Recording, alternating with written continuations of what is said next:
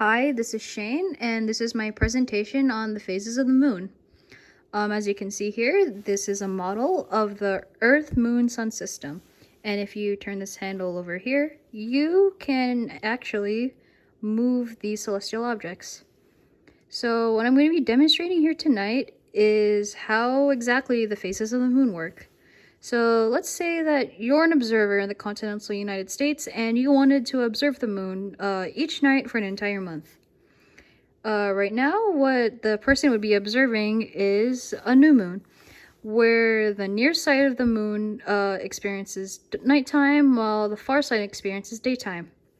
The moon orbits counterclockwise, and as it progresses through the month, it will appear that it's gaining light. So starting from a few days after the new moon, the observer will be observing a waxing crescent. A week later, it would be at its waxing gibbous phase before reaching its first quarter phase.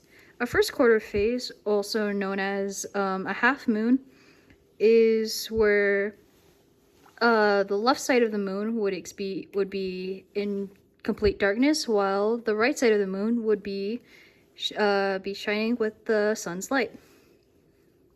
Another week passes. It's in its waxing gibbous phase, and then soon enough, the moon would be in its full moon phase.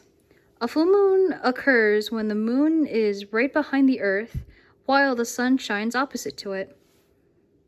Also during a full moon, the near side of the moon would be in its daytime, while the far side would be in nighttime.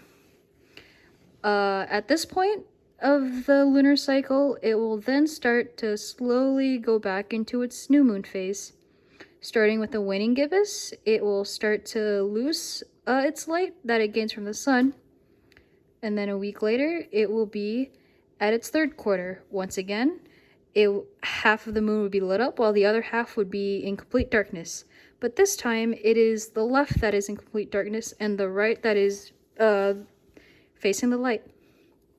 Another week passes, the third quarter turns into a crescent moon, and then once again, we will be back at a new moon. So there are two events that can happen during a moon's new phase and in its full moon phase, which are solar and lunar eclipses respectively. So during a solar eclipse, the moon should be in its new moon phase.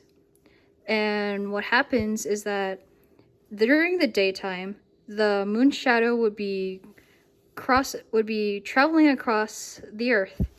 And if you are lucky enough, the sun would appear to disappear behind the moon.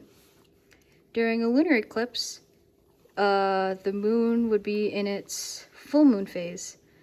But what would happen is that it will be passing through the Earth's shadow, creating this effect that makes the moon appear red, also colloquially known as a blood moon. So with this model, it should appear that these things should happen at a bi-monthly basis. But what this model doesn't